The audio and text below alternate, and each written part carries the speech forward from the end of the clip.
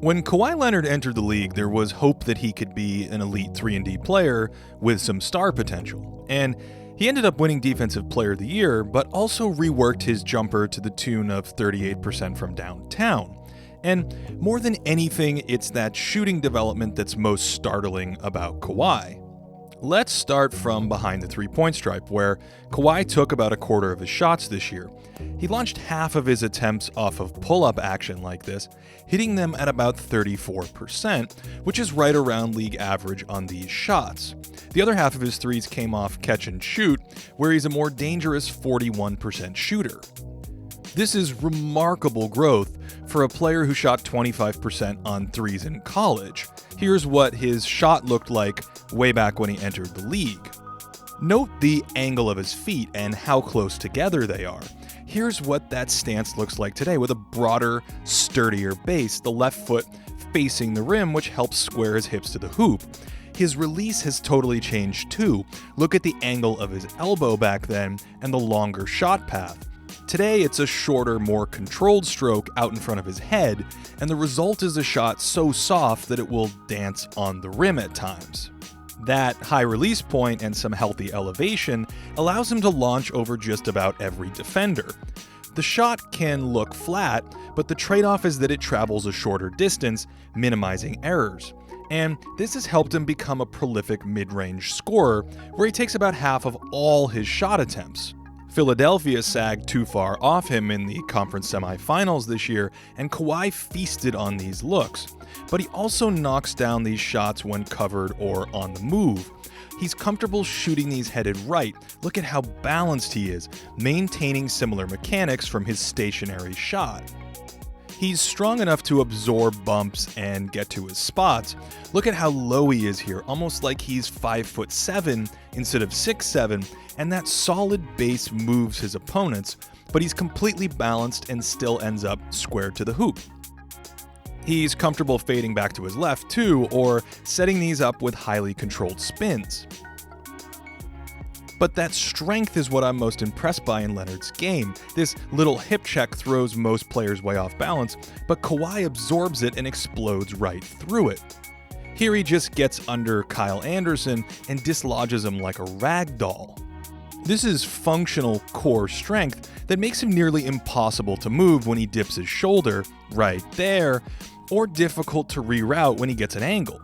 These powerful drives help him generate one of the best free throw rates in the league. Beast mode plays like this are why Jimmy Butler recently called him the strongest player in the NBA. In a game that's defined by verticality, Kawhi excels by staying locked to the floor. While his isolation scoring game is spectacular, his playmaking lags behind. Leonard can make basic passes, but he lacks the vision and anticipation of a good playmaker.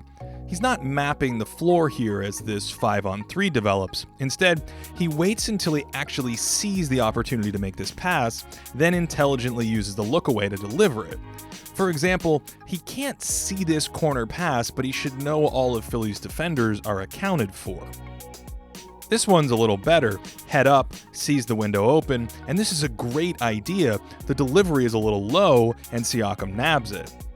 His execution can be a bit off at times. The easier play here is to loop this over the top, especially with the defender's hands down, but this bouncer's low and Ibaka can't handle it. Here's a nice bit of playmaking where he hits an open man when 3 defenders collapse on him. Notice his head though. He's thinking score until the up fake, then he starts looking around to locate Siakam.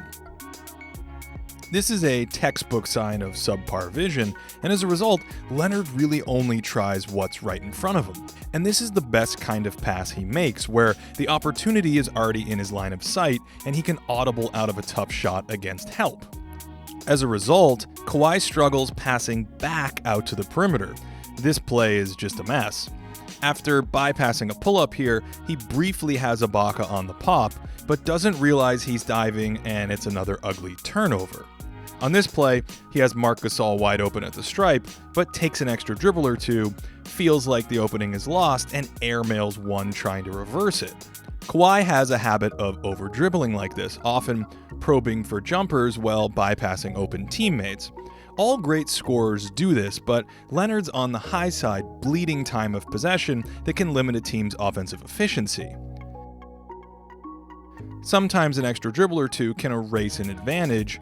Here, 3 Magic swarm to the ball, but Kawhi's not comfortable firing to the roller or the kick out, and this soft pass fizzles the play out. These passing limitations show up in the data when compared to historically great volume scorers, where Kawhi is closer to Bernard King or Adrian Dantley than a playmaking-heavy wing like Michael Jordan.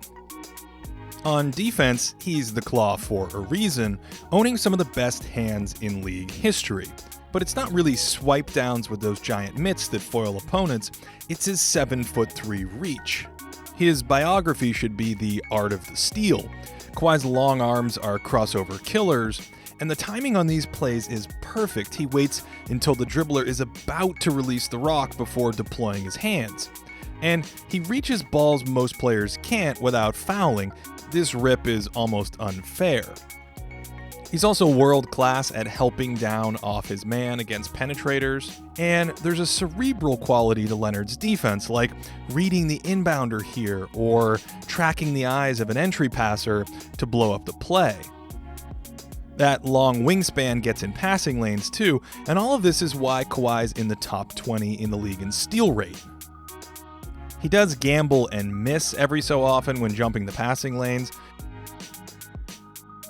but when he's locked in, his ball denial can be spectacular, even against shifty jitterbugs like Eric Bledsoe.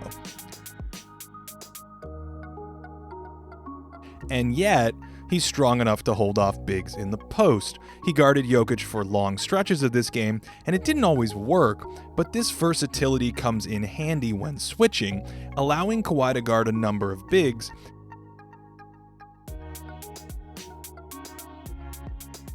And it's helpful in certain matchups too. For instance, Ben Simmons bullies most opponents here, but he can't budge Leonard at all.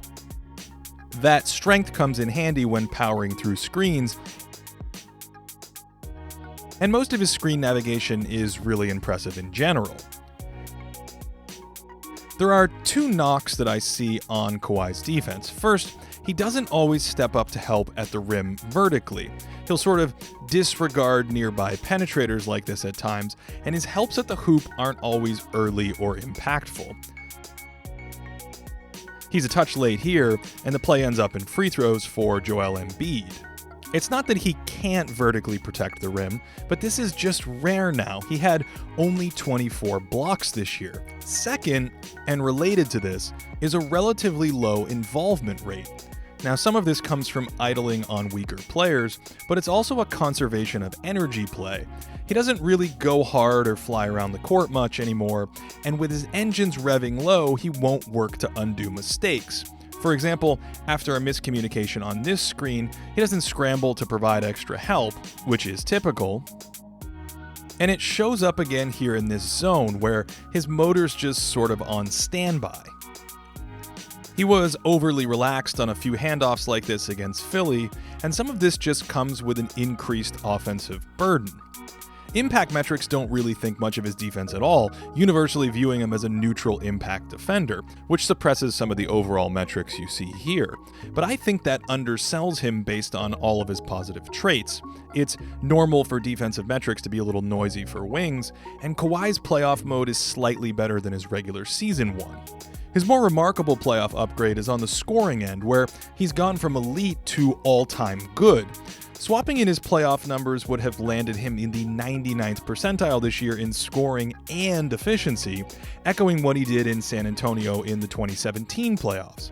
However, his lack of playmaking prevents him from joining the conversation about the game's best offensive players, and as a result of that, in 2019, for me, I view Kawhi Leonard as a weak MVP level player. A big welcome to all of you who are recent subscribers. Here's where you can check out my other basketball-related content online. Also, a big thanks to all my new Patreon supporters. You can now access those Patreon-only posts over at backpicks.com with your Patreon login. And as always, I hope you're all having a great day.